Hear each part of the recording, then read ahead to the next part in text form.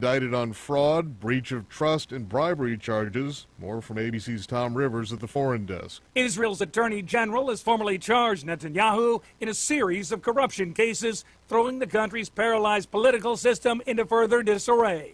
They come from 3 different scandals.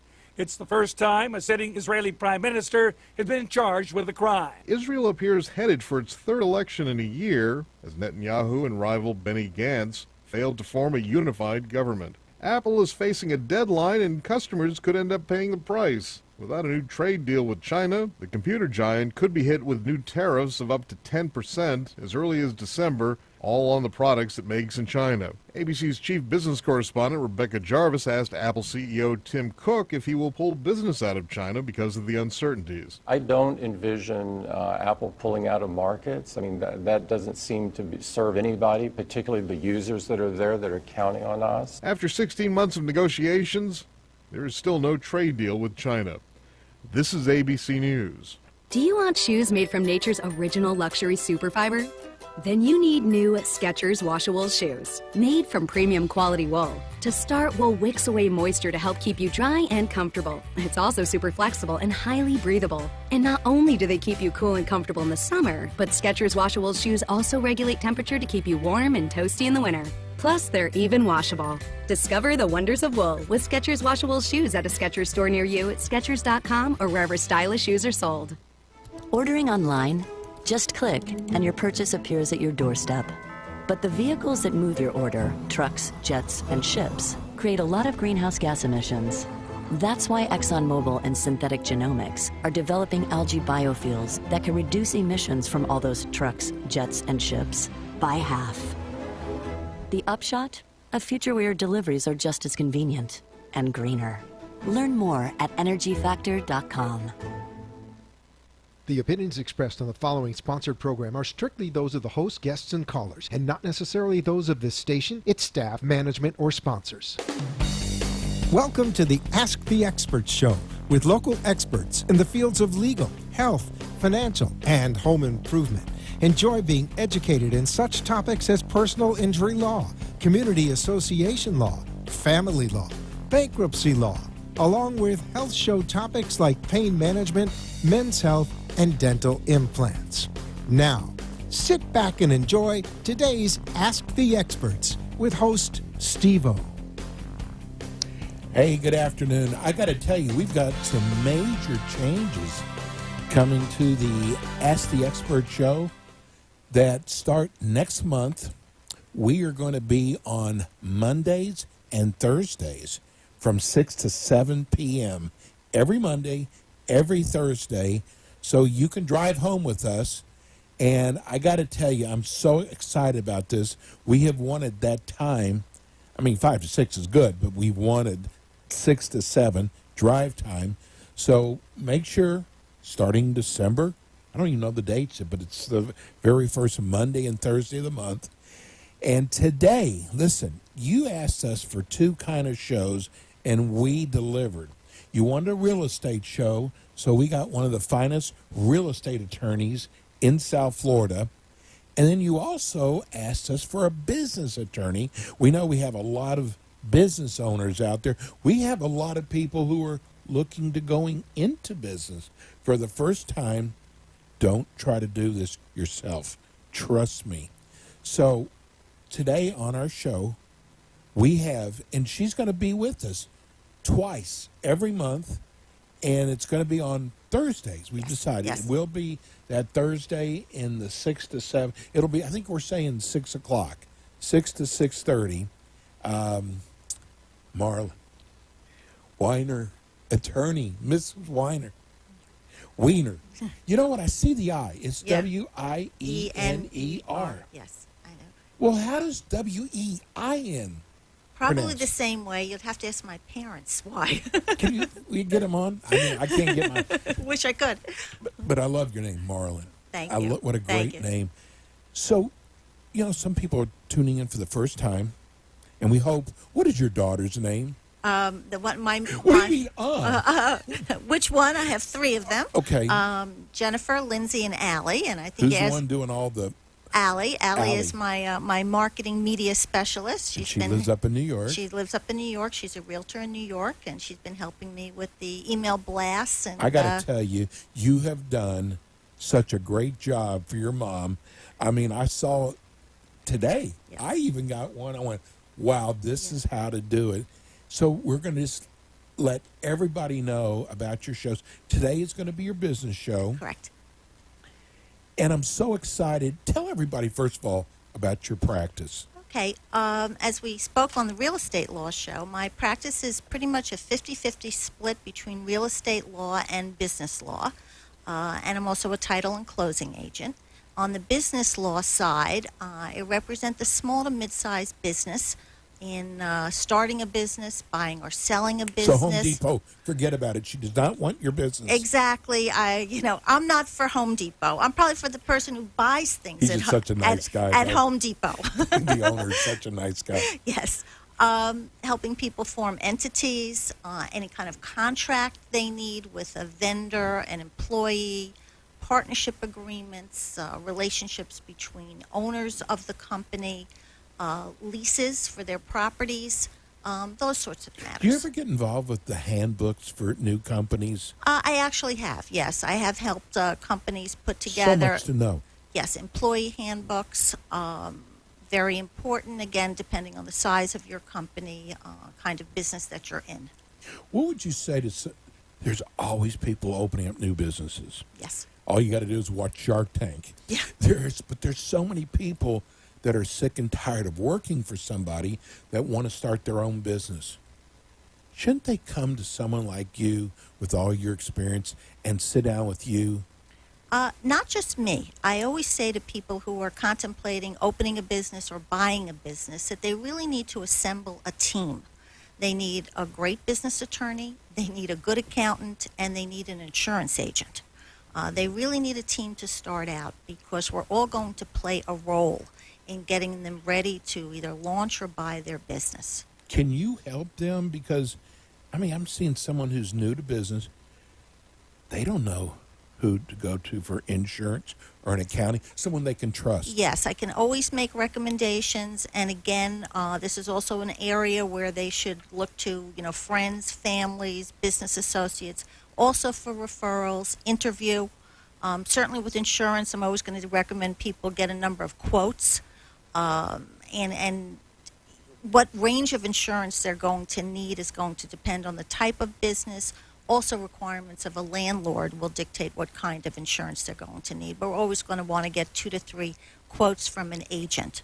But yes, I can help with recommendations. But these are, the members of the team that they're going to need to help them to get their business off the ground and make sure they're compliant when they start so that they don't get into trouble. This is not a place to cut corners. No. And if you get off to a good start, you're going to make your life much easier. So let's start with a person who wants to buy a business. Mm-hmm. They need to come sit down and talk to you. Absolutely, because just like buying real estate, buying a business, you're ultimately going to be signing a number of contracts.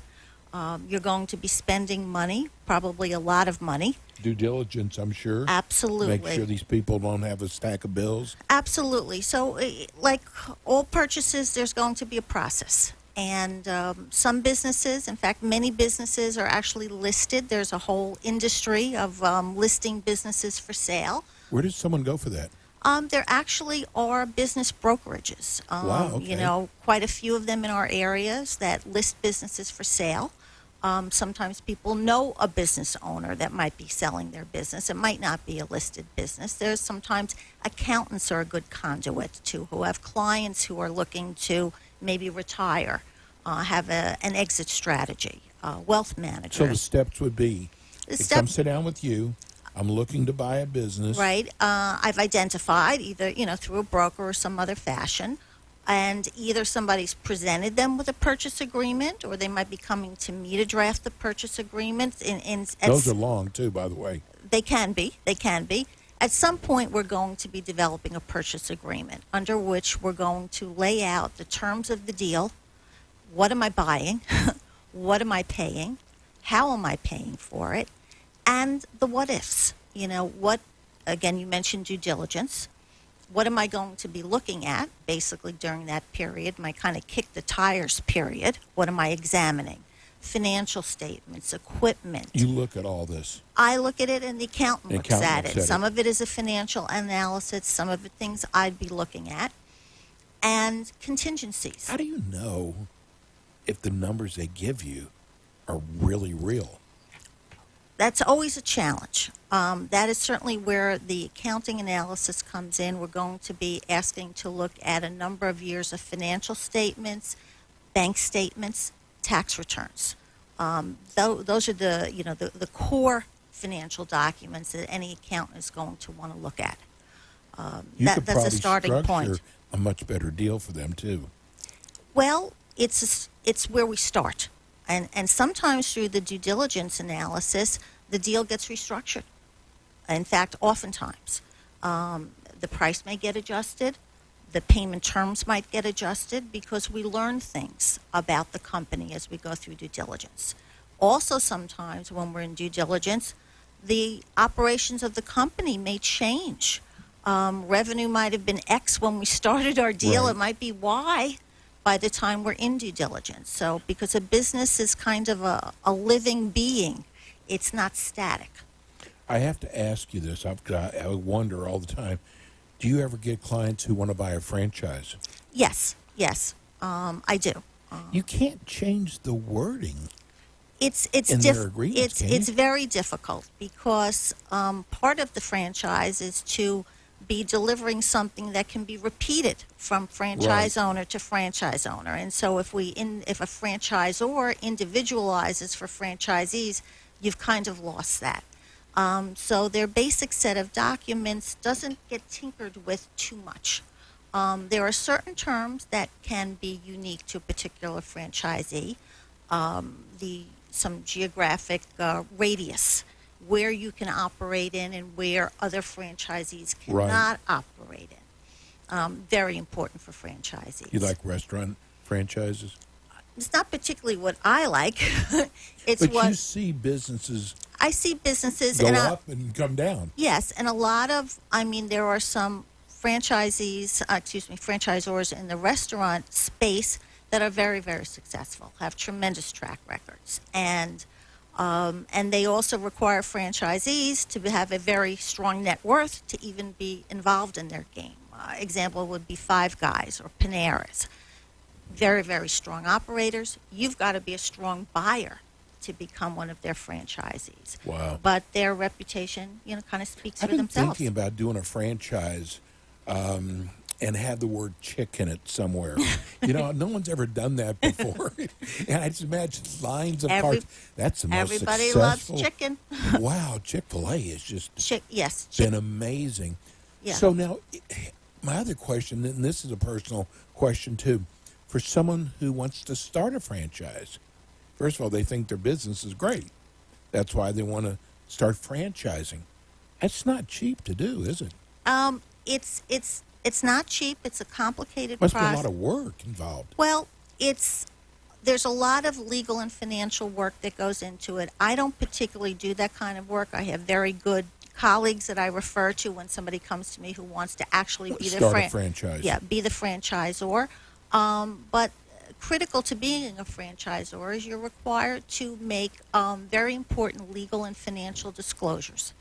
You've got to do it right, because if you don't do it right, you can get sued because you didn't make appropriate disclosures to Right. your franchisees. And you also have to be able to deliver to your franchisees what you're promising them, whatever that management support is, that training, collective advertising. I mean, you're just not selling a name. I You're got to tell you delivering. this story because this happened to me. I had this incredible business. No one was doing it. It was so hot, and I wanted to franchise it. At the time, it was like $50,000 to put it together through a lawyer. So thinking I'm smarter, I can't put a franchise together. So I put a package together. And I got to tell you, I sold 2 of them right away. And, of course, I was going to get a percentage of their business. boy, did I get taken advantage of. You know what they did? They said, because now they know how to buy the merchandise, which was the big secret. We don't need me anymore. Correct. And they said, we're going to sue you for non-performance. What is non-performance? It can mean anything. So I didn't want to go through all the legal hassles, so I settled. Right. And that's the biggest problem. I'm telling you, if you think you have a great idea, and you do, And you didn't protect it. you've got to protect yourself. And I didn't think, and this whole thing is getting back to, you want to try to save a little money, maybe not get an attorney. It will definitely cost you in the long run. Yes. And especially the situation that you're describing, you're done. Yeah. Once you've given that, I got some money out of it, big deal. but you didn't get the opportunity to protect your concept, protect your idea. Hey, we got to go to break. That's a fast 15 minutes. We're going to go to break. Give everybody your phone number. Oh, sure. 561-443-7124. And we got to give them your website. www.mwfloridalaw.com. We'll be right back.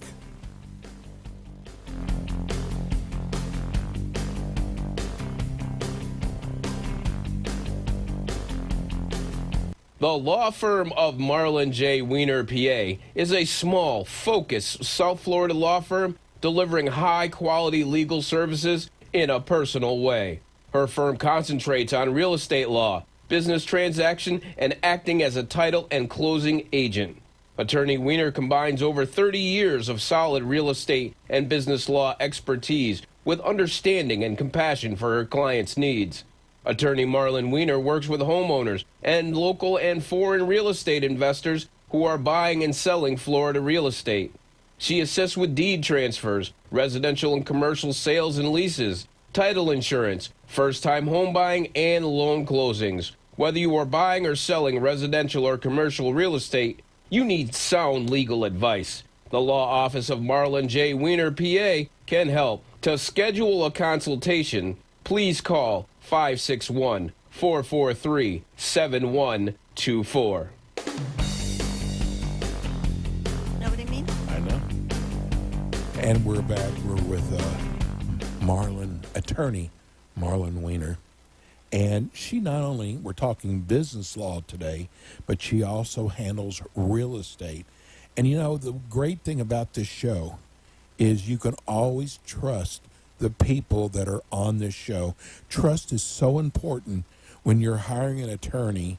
And I'm telling you, you have offices in Hollywood and Boca. Is that correct? Aventura and Boca. Aventura and Boca. Wow, that's, so you got A lot the of Miami miles, people. a lot of mileage. You got the Boca. But you know what? I'm telling you, it doesn't matter. You could be in Tequesto, wherever. Right. Write this number down, because you know what? You never know. You never know when you're going to need a good, trustworthy business attorney or real estate attorney, and she knows her stuff. Give everybody your phone number. 561-443-7124. And the great thing is, you can always go to her website and you can watch the show, because we do video streaming right now. Our show is video streaming right now, and you can actually go watch this show. You'll probably have this one up, I'm sure, next week sometime.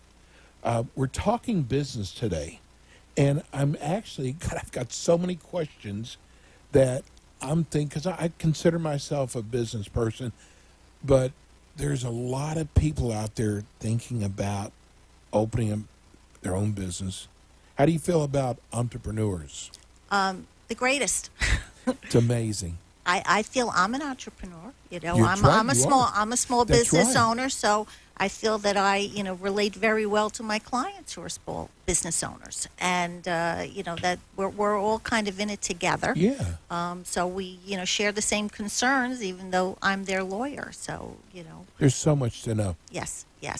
Even like people who run for board members at their associations, it's like running a big business. I served for many years on board in my community, Good and for I you. have to tell you, I learned a tremendous amount. It's I like really running did. a big business. I learned a lot. Yeah, and you know what? It's like you're not an expert in all fields, so you bring people in for the team. Exactly. And Exactly. it's important. And I'm sure you had accountants and you had insurance people. We had engineers, we had accountants, we had architects, and everybody brought their expertise. And we learned from each other, and it's for the greater good in that case of our community. And as I said, it was a great learning experience for me. So walk people through the steps who are going to be opening up a business. You got to get a tax ID. And Well, back up even one step, Steve. Very important is for whoever is going to be opening up a business or buying a business, they've got to form an entity. We don't ever want somebody operating as what we call a proprietorship in their individual name, okay? Because we're trying to protect ourselves, asset protection. We don't want to risk our home, our investment accounts, our other properties, our other businesses from claims of creditors or lawsuits. so this is the first step, First step really is forming an entity, which is typically it's going to be a choice between a limited liability company, we call them an LLC, a subchapter S corporation, or a classic C you corporation. sit down with them Yes, I and sit. explain to them what each is.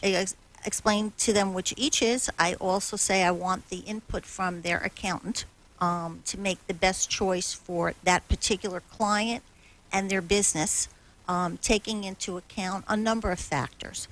The type of business they're going to operate, who they are in terms of their citizenship, if they're going to have partners, citizenship of their partners. Are they going to be raising capital now or down the road? Because different entities are better equipped for certain of their current needs and their future needs. So, Do you help someone put a package together?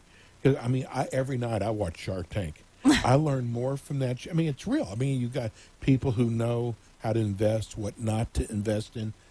So, do you help people to start their business? I just give you an example. My sister in Dallas tried to start her own business, baking. okay. And she grew the business. Neiman Marcus bought her brownies. But she was making them out of her house. She got shut down. Yeah. She cut out the attorney Right. to save money. Not that her husband's a Right. big doctor, but that little money she thought she was saving by doing it herself shut her down. Yeah. Well, and she, for example, was in a business that's regulated. Right, exactly. Okay. All right. So that's also part of the process. Entity formation. But she didn't know that, though. She You didn't would know have that. known Exactly. She didn't know that. Okay. And which businesses are regulated is going to be a state by state analysis. What might be regulated in Florida, maybe in Texas might not. We're dealing with Florida. So you're going to set up your entity. You're going to get a tax ID number because you're going to need it to file taxes. You're going to need it to open a bank account. But if you're in a business that is regulated, you're going to need to be licensed. Okay, so for example, you mentioned restaurants before. Restaurants are regulated. They need to be licensed.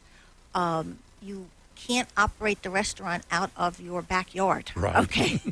It has to be out of You got the health department. Exactly. It has to be out of a premises that is zoned for a restaurant. So, there's a level of investigation before you even get involved. Finding a location is critical. And it's not just a location from, we always say location, from a successful marketing approach.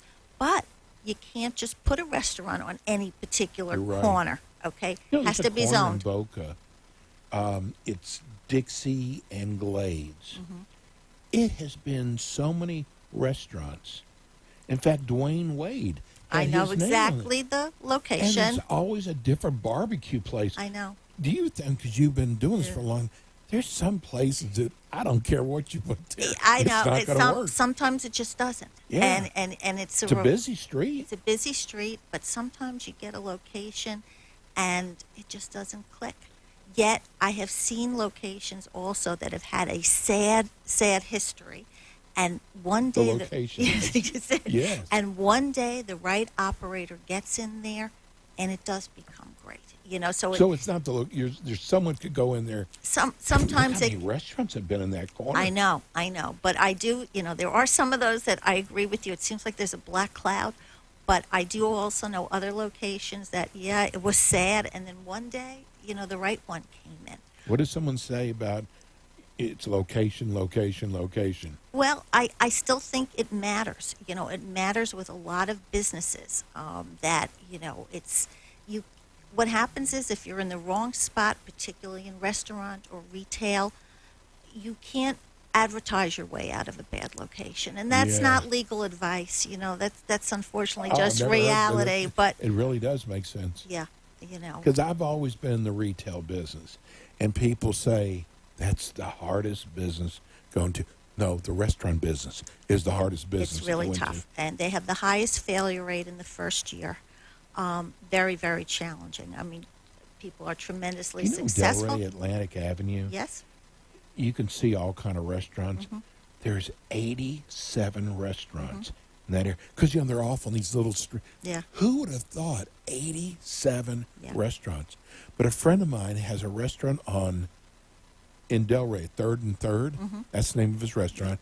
Doesn't even have a sign up. What do we need a sign? It's 3rd and 3rd. Right. Does so well. Yeah. Who would have ever thought a restaurant would do well with no sign up? Well, it's a very powerful location. Very powerful location. There's so much you can do to keep people from making mistakes going into business. Listen, I'm bragging on you. Well, we try. And, you know, you only, you know, new clients get the benefit of what I've learned with existing That's what clients. makes franchises so good. Exactly. You They've know, made all the mistakes. Exactly. You know, my father used to say, you know, we don't learn from our successes, we learn from our mistakes. Oh, is that true? But, you know, we do. Okay, and that body of you know, of knowledge, you know, stays with you. And so yes, there's a lot that I can share with the clients, and we look to avoid the problems. Can you give us a real quick 1 minute how you started off? You have got an incredible story from where you were when you started to where you are now. Really? You got about a minute and a half.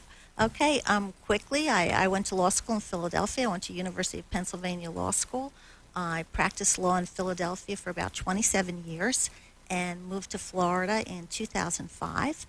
Started a new practice. Started a new practice, new bar exam. Not easy to do. Not easy at a ripe old age. Took another bar exam, started again in Florida, but in my same field. You know, always been a real estate and business transactional attorney. But it was, and Florida law is kind of unique. And but you had your clientele. You had to build up a clientele. Started with at a zero, but you know, built it one client at a time. Just, you know, doing good work for my clients, dedicated to them, and you know, you just roll your sleeves up and work at it. You did. Yeah. Wow. Yeah. Well, I'm going to ask my favorite question. Why should I hire you? Because I'm experienced, hardworking, honest, and very devoted to helping my clients achieve their goals, helping them avoid, you know, the pitfalls, and helping them have success. Give everybody, you know what, if you're thinking about a new business, or maybe you have a business now that, you know, you just need to see if you're going in the right direction, I want you to give Marlon a call tomorrow. Give him your phone number. Sure. 561-443-7124. You can feel in her voice she is dedicated. You know what, I feel like you're trustworthy, but I know how much you care about your clients, and that's so important. And it's kind of a rarity nowadays. Some people just feel like they're a number, but I am so glad we have you. You'll be back with us next month. I'll be giving you dates and times, but go to your website. Sure, www.mwfloridalaw.com. You can contact me on the website, and even if you just have some questions you'd like me to talk about in next month's shows, send me an email that way, and I'm happy to put it in my Talk with Steve. Thank you so much. We are so blessed to have you as part of our show. Hey, when we come back, we've got our Terrace Communities in Tequesta, our assisted living show, coming up next.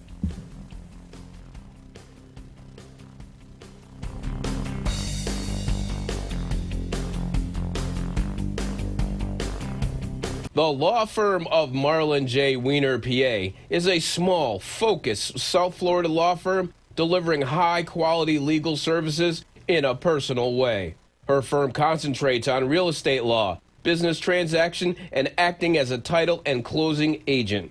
Attorney Weiner combines over 30 years of solid real estate and business law expertise with understanding and compassion for her clients' needs. Attorney Marlin Weiner works with homeowners and local and foreign real estate investors who are buying and selling Florida real estate. She assists with deed transfers, residential and commercial sales and leases, title insurance, first-time home buying, and loan closings. Whether you are buying or selling residential or commercial real estate, you need sound legal advice. The law office of Marlin J. Weiner, PA, can help. To schedule a consultation, please call 561-443-7124. As part of an